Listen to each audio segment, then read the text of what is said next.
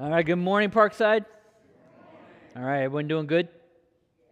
Yeah? Okay. All right, I wasn't sure there for a second.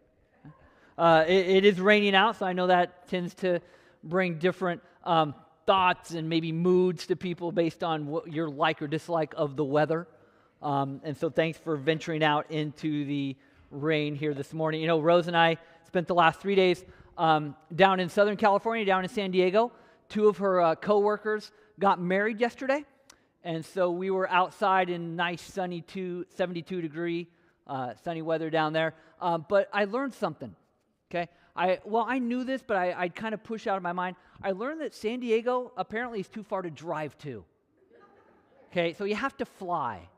And I'll just be honest, if you don't know this, I don't fly well. Okay, let's just put it that way. I have struggled to fly. More specifically, I struggle with the takeoff and the landings. Right? In fact, on Wednesday when we flew out, we're at PDX and we're going down the runway, and I think at some point I turned to Rose, I said, hey, shouldn't we be in the air already? Okay, it seems like we've been going an awful long time down this runway, and I'm wondering, is the runway going to come to an end before we take off? Okay, what's going on, right? So I'm struggling with the takeoff, and then we get in the air, and we hit turbulence. I'm wondering, is this turbulence ever going to end? And then we land, and I'm thinking, okay, are we going to land okay? I mean, I just do not like to fly.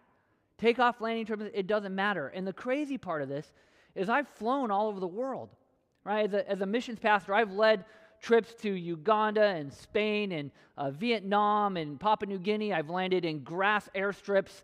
I've been on little prop planes where you try to figure out if you hope the plane's going to make it over the Andes Mountains as we get into the Amazon basin. I mean, I've been on all types of plane shapes and sizes, but yet in the midst of that, I still have never gotten over that fear, okay, of getting on a plane. And what's amazing about flying is all the different reactions, okay, that people have when they're on a plane, and the way they cope with the moment, with being kind of locked into this tube, okay, called an airplane with some wings on the end. So you've got people that talk, right? They talk to their neighbors and they just want to gab, and you got those that read magazines and they read books. Others play games, and some download apps and watch movies. You got those people that put their ear pods on and they want to block out the world. And then you've got me, okay, that is just gripping, okay, the armrests and wondering, okay, when's the turbulence going to hit?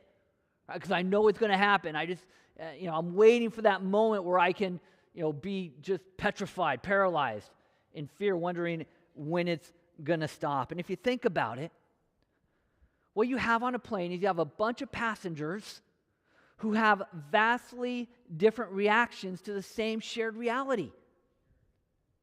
Right? Vastly different reactions to the same shared reality. And the shared reality is this, that we're not in control on a plane. When it comes to being locked in a plane, I mean, you literally are not in control at all. And so our response to not being in control can take one of two paths. We can either we can fully trust the one or the ones that are in charge, which on a plane is the pilots, right? You trust that they know what they're doing, and that trust gives you kind of a sense of freedom, maybe a sense of relief, right? You're grateful for the fact that they know how to fly a plane, that they're going to get you from point A to point B safely, right? So you're grateful for them in that moment. Or, okay, you can react as I usually do, which is complain and grumble. Okay, complain about, the fact that the takeoff took too long, or there's too much turbulence, or, are we there yet? Okay, the landing was bumpy. I mean, grumble, complain about every little minor detail, wondering, is it ever going to be over? Right? Is anybody with me on that? Am I like my own little world in flying? Okay, great. Okay, so we'll just have a little therapy session for Doug. Okay, try to go over my fear of flying. But this situation I just described, right, being locked inside a tube with no control, having your journey, okay, having your destination in the hands of somebody else, describes what the nation of Israel was going through as they journeyed from Egypt to the Promised Land. Okay, and what we've seen and what we're going to continue to see through our time here in Exodus, as we're seeing God in the journey, as we're finding God in the journey, as we're discovering God in the journey, is that God is in control. of this whole story. God's in control of the Israelites in their daily travels. And not only is he in control, but his way, we're going to discover that his way is better than their way. And on top of that, that his way is probably going to be different than their way. Right? So it's not just that he's in control, and it's not just that it's better, but it is probably also going to be different, which, if you're me, okay, can send me into panic mode. Right? And that need to control. So we can either sit back, okay, like on a plane, we can sit back and relax and let God do what God's going to do, even though it's going to look different, okay? Or we can grumble and we can complain and we can attempt to take back control from God. And this is that tension that was going on in the nation of Israel. And again, they all had the same shared reality. They were all wandering. They all wondered, okay, when are we going to get to the promised land? When are we going to get to Canaan? But yet you had vastly different reactions throughout this tribe, throughout this nation. You had this tension as they were on this journey. And so we're going to be in Exodus 15, 16, 17. We're going to bounce around, so if you want to go ahead and turn there, okay, that's where we're going to be this morning. But let's remind ourselves of what's going on here. And so I got a map I put up here. Hopefully you can see it. It's a little bit small, but the red line, okay, represents the Exodus journey to the promised land. And so what we learned last week is that as they left Egypt, okay, up these Ramses, as they left Egypt, okay, God chose not to shoot them straight across to Canaan through the land of the Philistines. Okay, which would have been a direct route. Okay, a couple weeks. Okay, they could have been there, but instead God chose to lead them into a dead-end cul-de-sac. He chose to lead them to where they were trapped between the Red Sea mountains and the Egyptian army. But he did that so he could perform what is arguably the most amazing miracle in their history, right? Where he parted the Red Sea. But yet he intentionally led them there. And so now they've crossed the Red Sea. Okay, we're going to find them shooting southeasterly down to going toward Mount Sinai. But they're going to venture through a vast, rugged, harsh wilderness. Right? God is basically saying, hey, instead of taking you straight to the promised land, I'm going to take you through some hardship. I'm going to take you through a vast, rugged desert wilderness where the only way you're going to survive this, hey, is to depend on me. And that's us, if you think about it. There's a parallel there because God could have taken us, he could take us anytime straight to heaven. Okay, you could be born and then the next day you could be in heaven. Right? He could do that at any moment. But yet he takes us through a wilderness experience. He's got us on this journey, a roundabout sort of journey to the promised land. So the question is why? Well, commentator Philip Ryken wrote this about Israel's journey into the wilderness. I shared this in my email. If you got it yesterday, I shared this. He wrote this: going through the wilderness was not necessary for Israel's salvation. Going through this whole wilderness journey for 40 years, it wasn't about salvation. That already happened. Right? They were already rescued from Egypt. They were already rescued through the Red Sea. And so it wasn't about their salvation. The wilderness was necessary for their sanctification. Clement of Rome, an early church father, also talked about this sanctifying process. He wrote, after the Red Sea crossing, Moses, by the command of God, led the people into the wilderness that he might root out the evils which had clung to them by a long continued familiarity with the customs of Egypt. In other words, he had gotten Israel out of Egypt. Now he needed to figure out how to get Egypt out of Israel. Because it was so ingrained in them.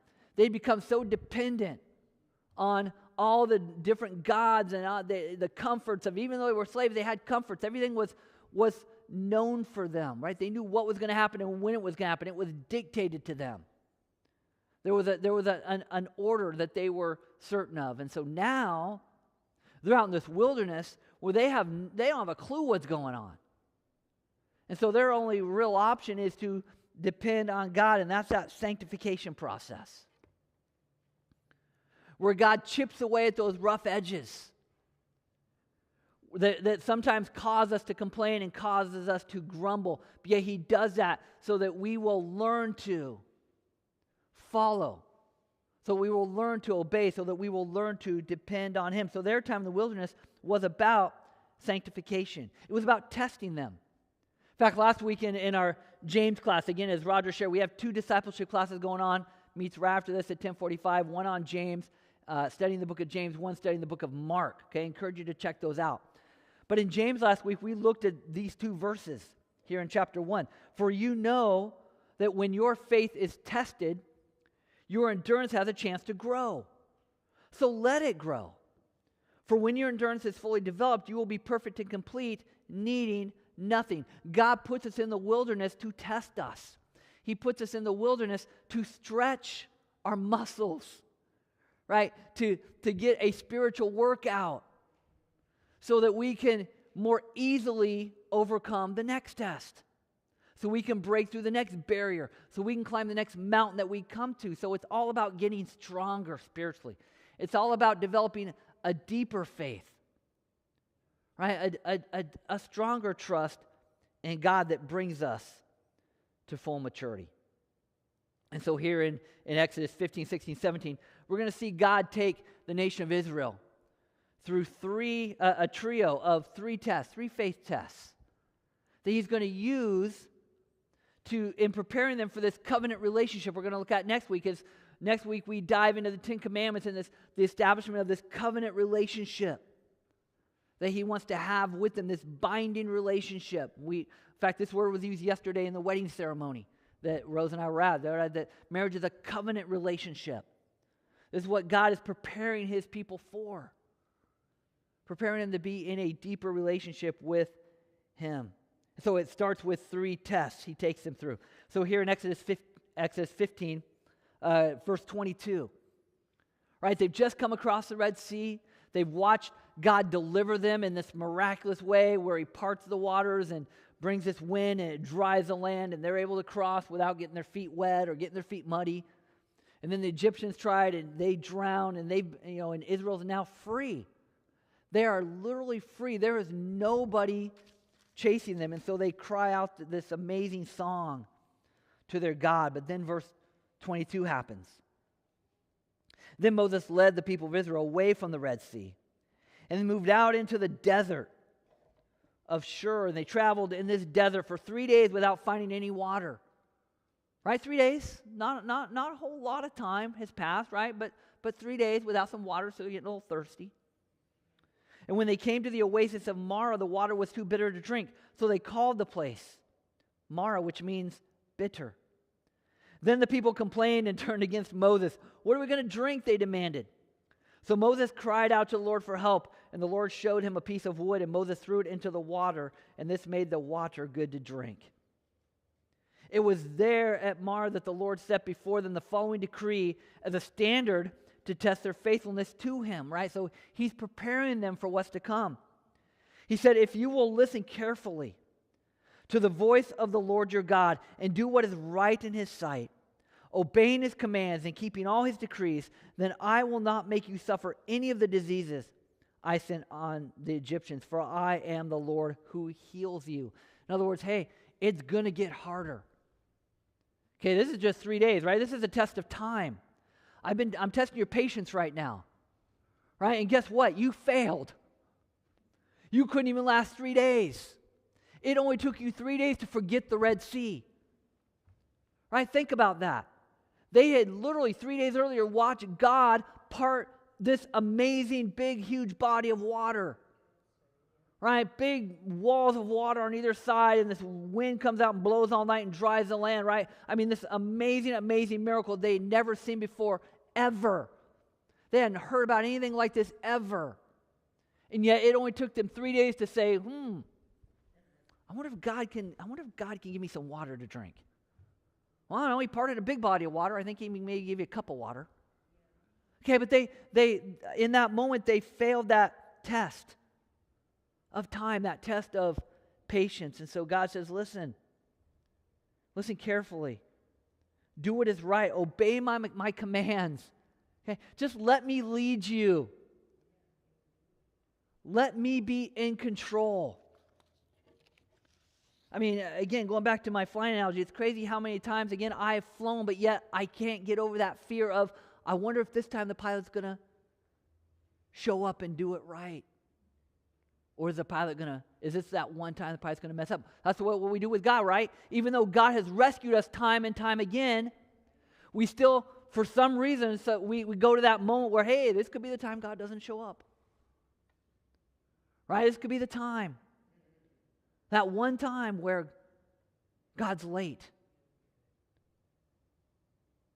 Right? We forget, right? We get caught up in the immediate circumstance that is right in front of us. We talked about that last week.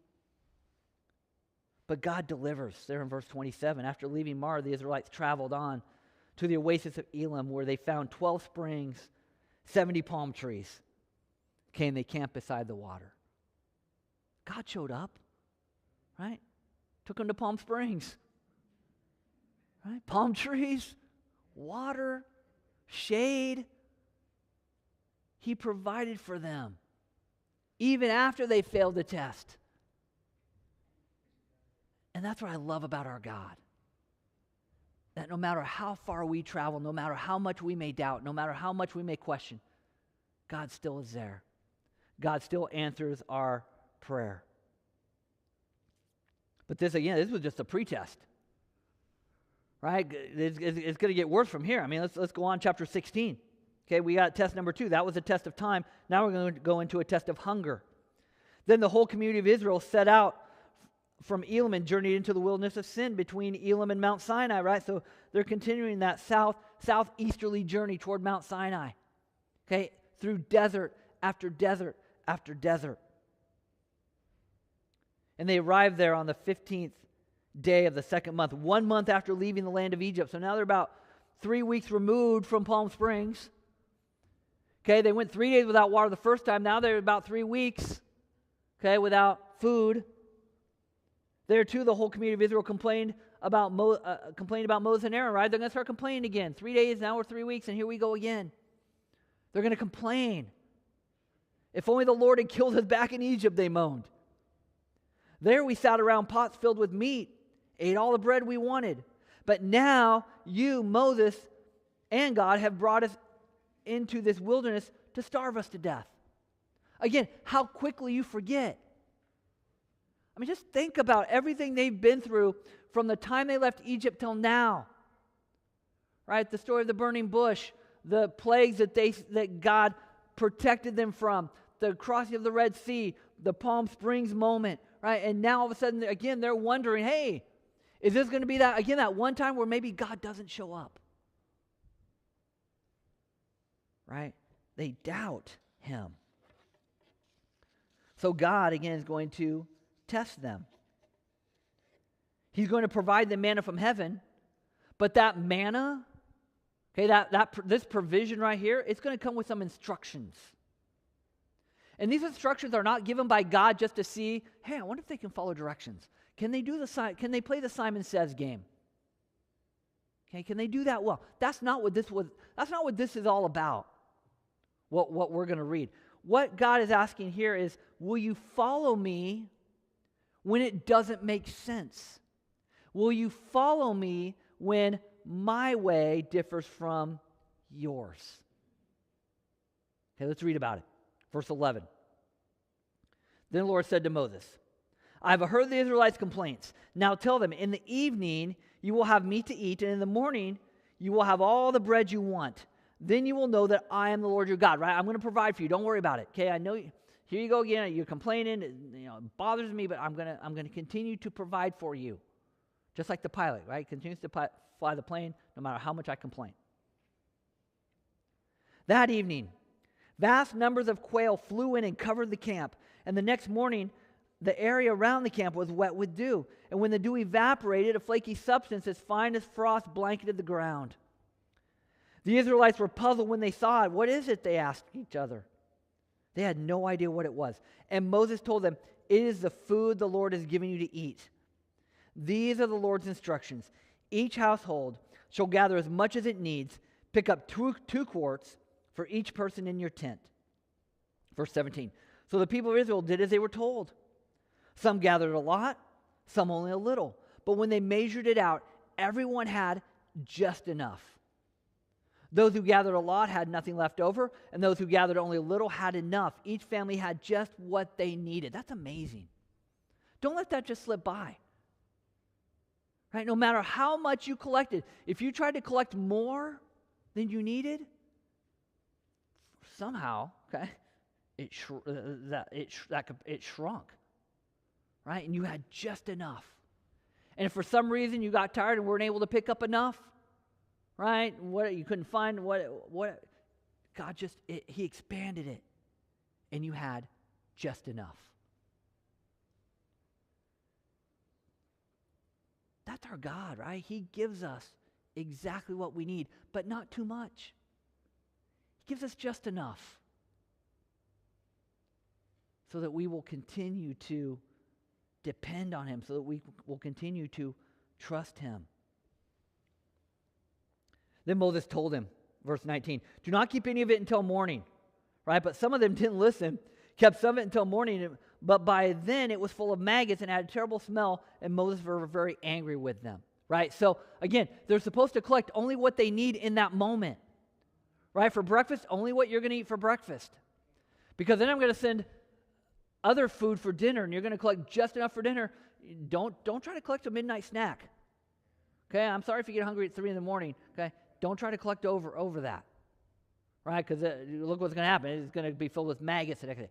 Only collect what you need. Oh, okay, but when it's a Sabbath day, the next day, you're going to collect double, and guess what? That's going to last you through that day.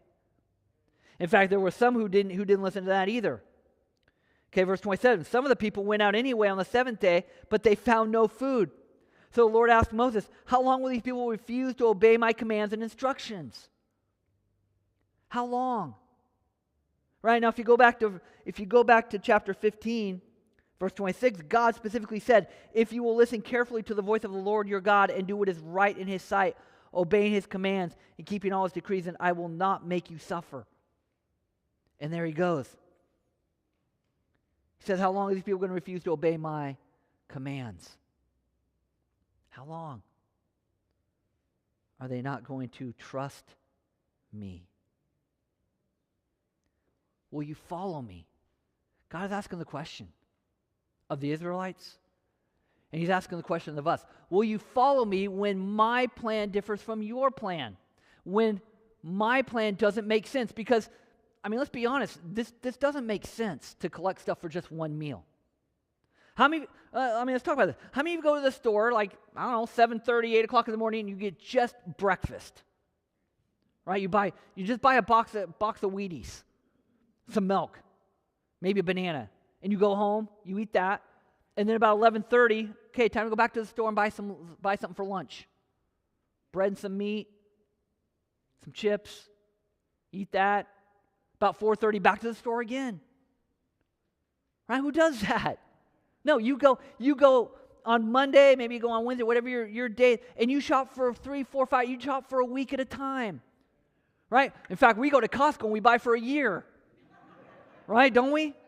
Right? You go to Costco, Costco has nothing to do with Exodus, apparently. Okay? It doesn't make sense to just buy one meal at a time. But that's what God would ask him to do. He said, hey, obey my commands even though there's more food on the ground. I don't want you to pick it up. Even though common sense says, hey, I might get hungry later on. God says, no, trust me. Because they had a hard time. But there's a lesson here. There's a lesson here in this manna experience. And it's found in Deuteronomy 8. Moses is going to explain it to us. Deuteronomy chapter 8, verse 2. He's going to remind them of their desert experience. He says, remember how the Lord your God led you through the wilderness for these 40 years, humbling you and testing you to prove your character and to find out whether or not you would obey His commands. Yes, He humbled you. Don't let that word escape you. He humbled you.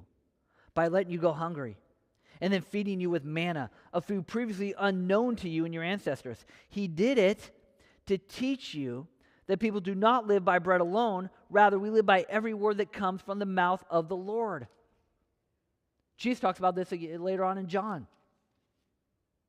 Man, and, if you ever wonder what that meant, man does not live by bread alone, okay?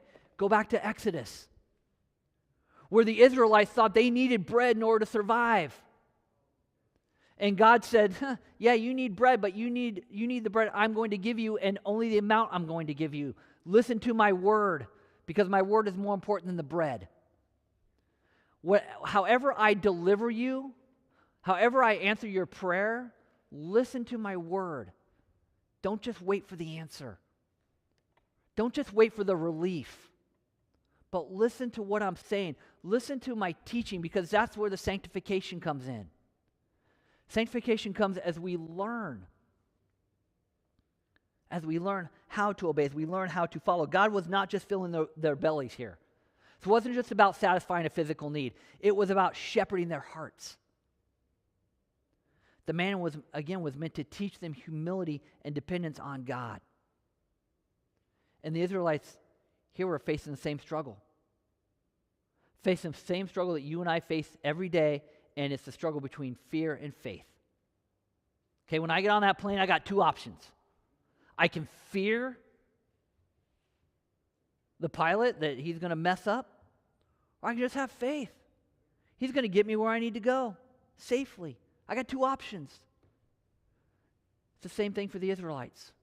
They can fear that God's not going to show up in this moment, or they can just believe. Why? Because he's done it before. And he'll do it again. But that's the struggle that we all, that's the tension that we all live in. Are we going to believe in the God behind the promises? Or are we going to try to take back control?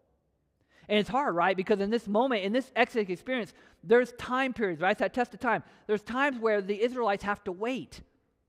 They have to wait 3 days. They have to wait 3 weeks. They have to wait for God to show up. Here's what Charles Spurgeon wrote or said about having to wait.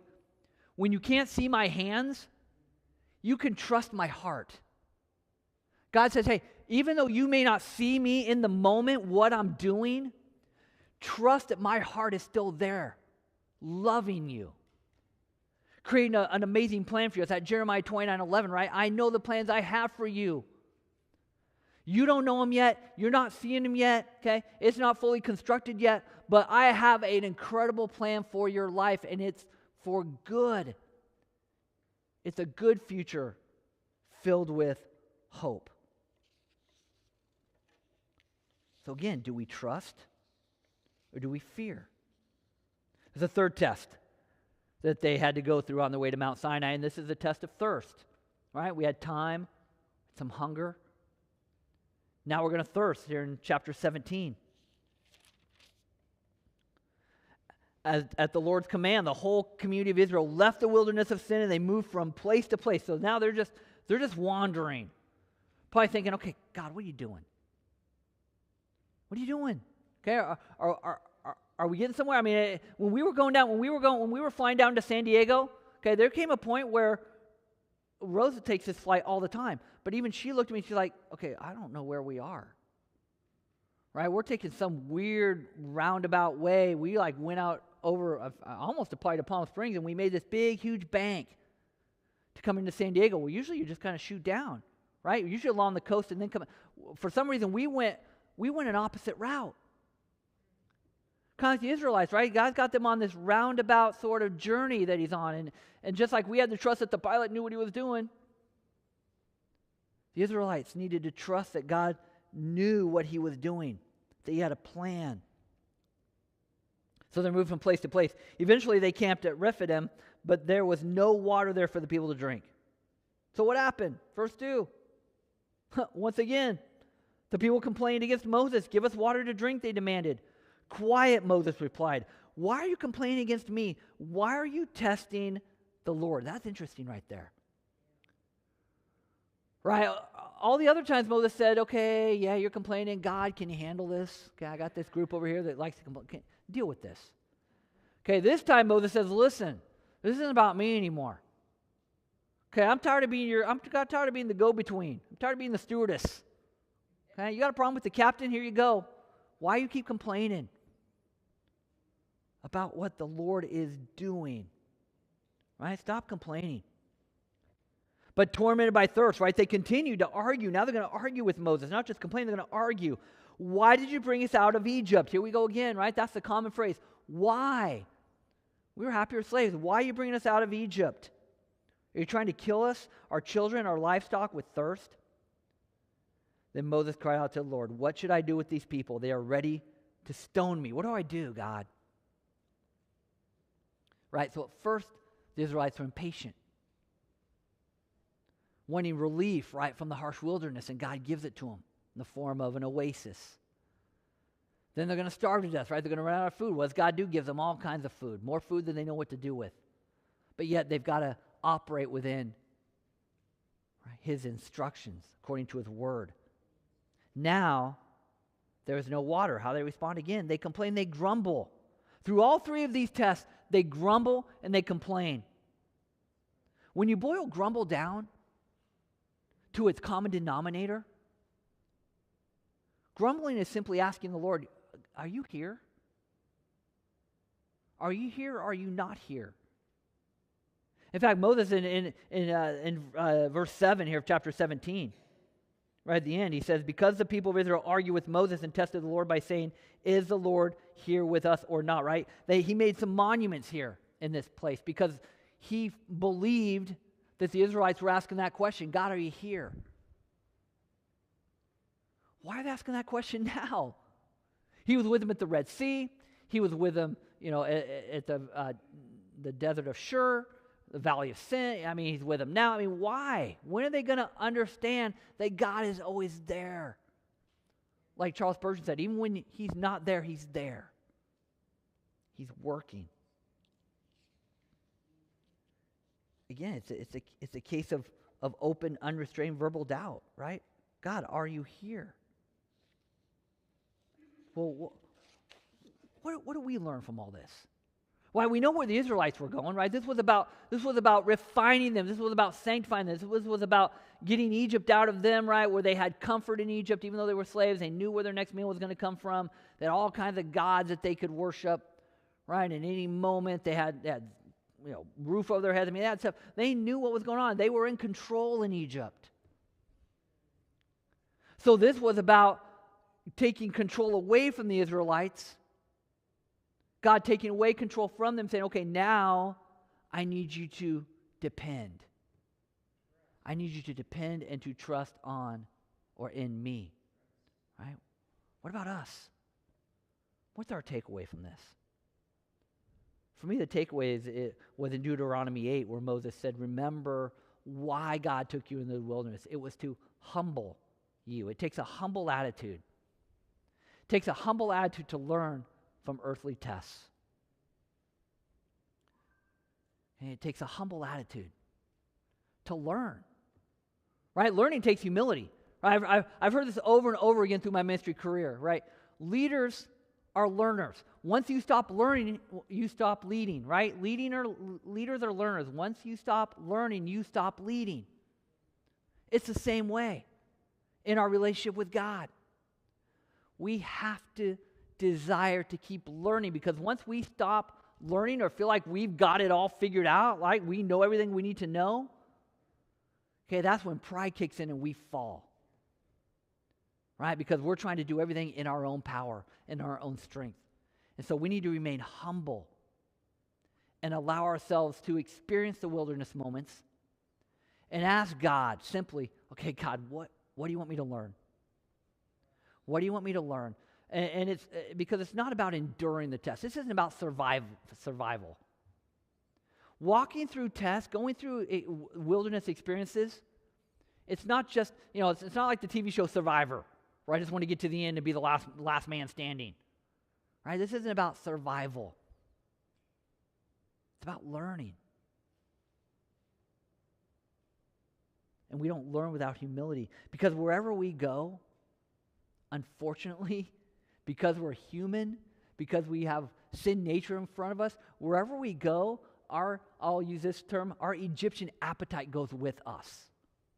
Just like the Israelites, our Egyptian appetite, our desire to be in control, our pride, our, thinking that we know better than God, that we take that with us.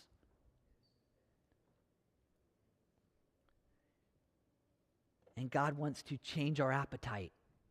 That's what he did in the wilderness when he gave them manna. He gave them food they hadn't seen before. They questioned when the manna came down, they're like, oh, Moses, what is that?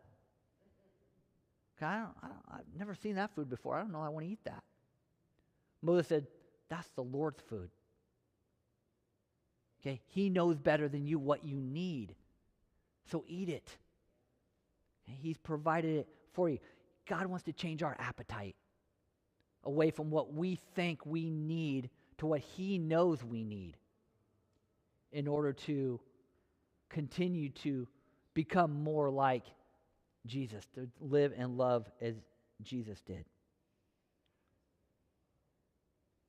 But all that takes time. All that takes time. So let me just close with this. At the cross, or at the altar, right, you gave your heart to Jesus. Okay, at the cross, you gave your heart to Jesus. Now he's asking you to give him your life and to let him lead. When he led the Israelites out of Egypt, he had their heart. He had captured their heart. As they watched Moses do the miracles, as they watched the plagues, okay, they fell in love with the God of Abraham and Isaac and Jacob, the God they'd heard so much about. They fell in love with God again. He had captured their attention. He had captured their heart. And so because of that, they followed him. But once things got tough, that's where they wanted to take control. And God says, okay, I've got your heart, but I want more than that. I don't just want your heart. I want you to give me your life so that I can lead you, so that I can grow you, so that we can be in this covenant relationship where I can be your God. You can be my children. And I can love you. I can care for you. I can provide for you. I can give you this amazing hope and this amazing future. So that's the battle. That's the tension that we all have, that we all wrestle with, that we all have to overcome. Is that tension between, okay, I've given him my heart. I don't know about my life yet. So pray this way. I want to challenge you to spend time this week humbly. Spend time in humility before God, praying, asking God, God, lead me. Help me to give you my life. Teach me. Teach me to obey you. Teach me your ways. I want to follow you more and more. Because I want to be your child. And I want you to be my God. I want to invite up our team, and they're going to close us with a song that focuses on this idea of allowing God to love us, to be our Heavenly Father, to be our provider.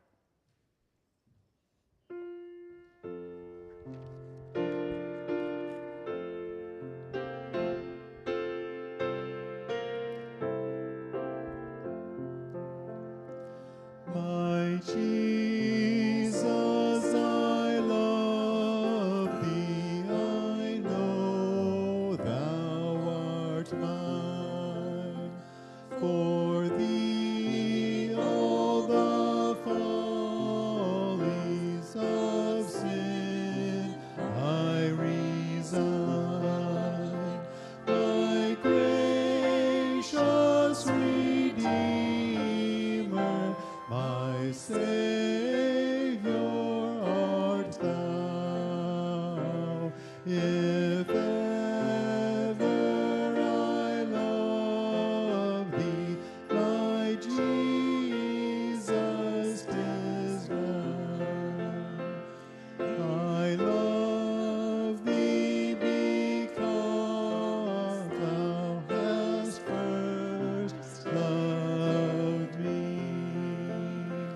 and purchased my pardon on Calvary's tree. I love thee for wearing the thorns on thy brow. If ever I love thee, my Jesus, 'tis now.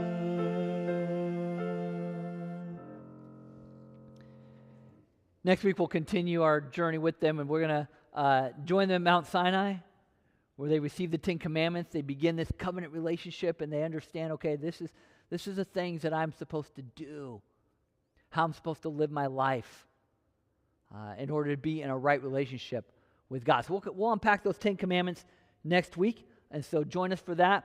Again, don't forget to stick around for one of our classes, James or Mark. They're both great studies, so I want to encourage you to stick around for one of those. Let's stand, and we'll close out our morning with a word of prayer.